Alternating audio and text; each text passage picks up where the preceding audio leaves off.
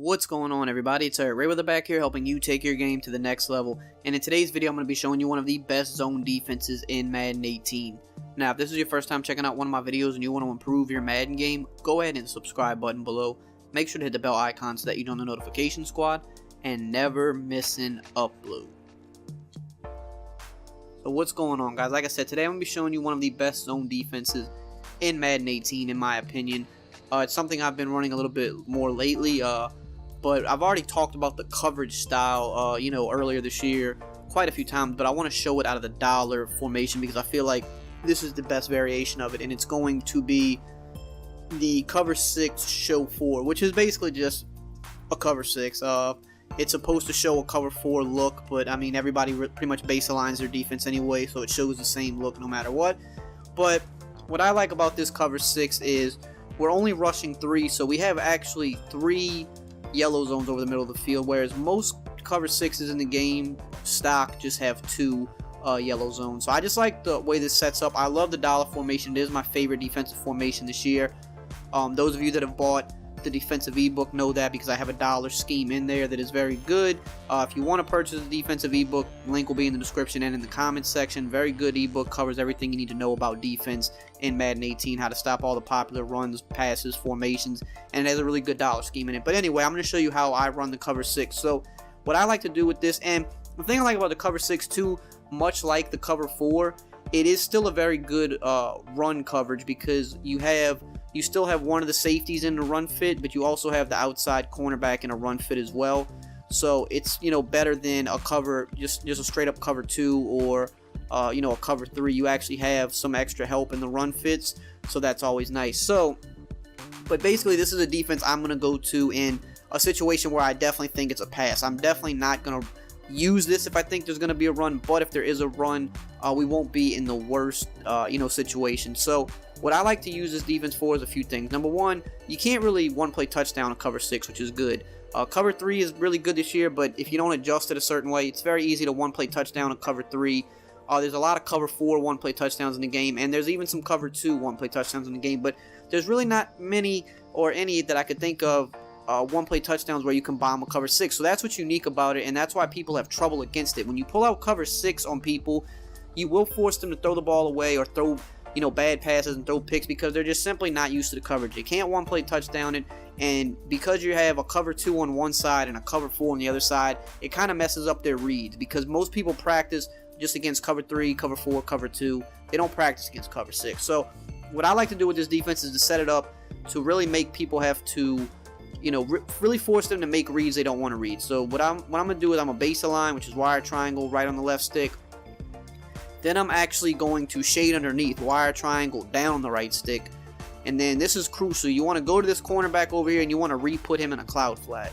So you press A or X down on the left stick, put him in a cloud flat. And then if you have time, you just want to walk these safeties down a little bit, get them in the box. That's just in case there's a run. But that's it. Now from there, I'm going to always use this middle linebacker, and my main focus is just don't get beat deep. Because I'm playing underneath, because what I want is this hook curl right here, this vert hook over here, Maxwell, they're going to play a little bit more aggressively underneath, and then the hard flat over here by Coleman's going to play aggressive. What this is going to do is make it very hard for people to throw drag routes, which everybody loves to just check down the drag route this year. It's the most effective thing to do against a lot of these zone coverages because of 91 zone. I'm making it to where they can't throw drag routes. They're going to have to try to beat me down this middle, and that's my responsibility. If they beat me down this little hole right here, then that's me. So you kind of want to try to stay home for a little bit. You don't want them to beat you right over the immediate middle. But if you see anything that makes you need to bail out deep, like a post or a seam route, you need to bail out and be all over that. So I'm going to hike the ball here, and see, I'm kind of just staying home. I see the post, so now I'm going with the post. That post is my responsibility all day long. If I don't get on that post, it's going to beat me every single time. So that's really the main thing you need to focus on with this defense, is covering that area of the field. But see, for an example, like watch how you see how we had the running back leaking out here, and you see how Maxwell jumped right on him. That's because we played underneath. If we didn't play underneath, Maxwell would have actually kept dropping further back, and we could have checked it down right there. And that's what playing underneath does. It ensures that they're not going to be able to dump these little quick routes off. You see back here, we got Sherman, who is now actually playing for the 49ers, but right here, you see he's carrying him deep, and then now he's going to pass him off to Cam Chancellor. So nothing going on over there. You see, again, right here, Amendola cutting to the out. We got our, I'm not sure what DB this is, but he's all over that. Cooks is covered. And then here I am taking away the post. So it's a very tough defense to beat. If you can just get it set up, it's not too hard. Like I said, base the line, shade underneath, put this guy in a cloud flat. That's really the only main thing. It's 3 setups. I just like to walk my safeties down if I have time, but if you don't worry. It's not a big deal. So, like, right here, I'm gonna block the running back. I'm gonna just throw some dual drags on this play right here, and you'll see. So I'm just gonna stay home. But again, it's like, see, if you try to throw these drags, they're all over it. You're not gonna give them a lot of yards there. So there he got about 4, which isn't bad. It's not terrible, but your goal is you want to make them work. If you can make someone throw 3 to 4 yard routes down the field, eventually they're gonna get frustrated. They're gonna try to force that one pass, or keep in mind, if you're in MUT, for example, you're gonna have 91 zone everywhere. So if Maxwell was 91 zone, he would have jumped this. This is an interception if you have 91 zone. We're playing regs, so it's not going to be as overpowered in regs. But if you're playing MUT and you have 91 zone here, that's a pick going the other way. You see here on this other end, again, got this linebacker. He's all over Gronk. And then he's going to pass him off right here to this cornerback who would have jumped on him. But he's actually starting to bail because we threw the ball to the other side of the field. But I'll show you. I'm going to put him on drag routes again. And I'll throw it to Gronk this time, and you'll see. So base the line, shade underneath, put this guy in a cloud, and then I walk my safeties down. So again, here we're going to show you. See, we're just staying home in the middle, trying to throw this to Gronk. Now, this is a really bad cornerback here, like I said, but in MUT, that guy is jumping that for a touchdown every time. But even still, if they get those 4 yards, let them take 4 yards down the field. Your goal is don't let them get big plays. Don't let them get big plays down the middle. If you're covering down that middle, you're going to be good money. Now, other little things you can do if you want to just get a little different with the coverage. You can always maybe take this slot guy, man him up. Take this slot guy right here, man him up. You can always throw like a hybrid man zone coverage at people. If I did this coverage, I probably wouldn't shade underneath. I would just keep it as is. And then again, now you have to cover a little bit more area. You got to kind of cover the seam and deep. But it's just another little extra wrinkle you can throw in there. You see, like, okay, I see the running back. So I jumped on the running back. They try to go deep. He's manned up. That's just another little adjustment I'll throw in there every now and then just to kind of keep people honest. But mainly what we're going to do is just shade underneath and then put this guy back in his cloud. And we're going to force them to throw into traffic. We're going to force them to throw drag routes that they don't want to throw. And if we have a 91 zone guy, you see here I'm bailing out with the post. Trying to use both controllers here. I was able to swat it. That's all you got to do is cover that area of the field, and you can see there's not much open.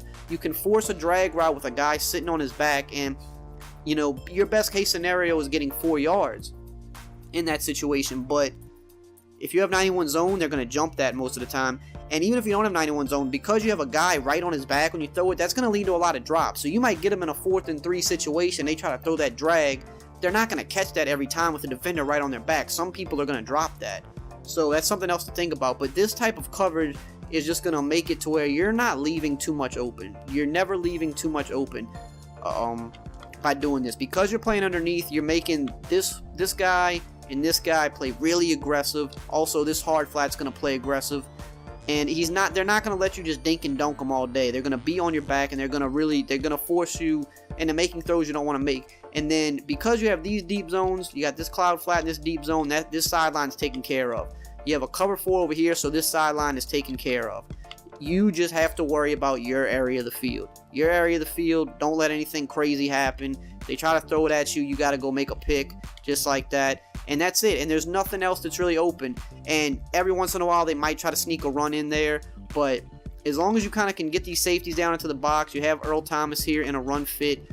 You're gonna be okay at containing the run if they try to run it at you. You might not stuff it, every single time. And there, he actually got up the middle. I'm trying to use both controllers, so it's hard for me to actually shoot the gaps. But you're just trying to make it to where as long as you pull these safeties in the box, no one's gonna get pancaked, and you're gonna be able to kind of stay at home and at least kind of contain the run. You see, muddy it up. Okay, if they get 4 yards on it, so be it. But that's why I like to pull this out in passing situations, because I feel like most people can't pass on cover 6 this year. You don't have to run it all the time, but mixing in cover 6 will get you interceptions, It'll definitely have people frustrated because nobody practices against cover 6. Cover 6, cover 9, cover 3 cloud, they're all kind of similar. No one practices against that. They just practice against the standard coverages. So when you use this, you can really catch them off guard and force them to making throws that they're not comfortable making, and that's how you get stops in Madden. So I hope you guys enjoyed this video and found it helpful. If you did, as always, just drop a like, comment, subscribe, and I will see you guys next time.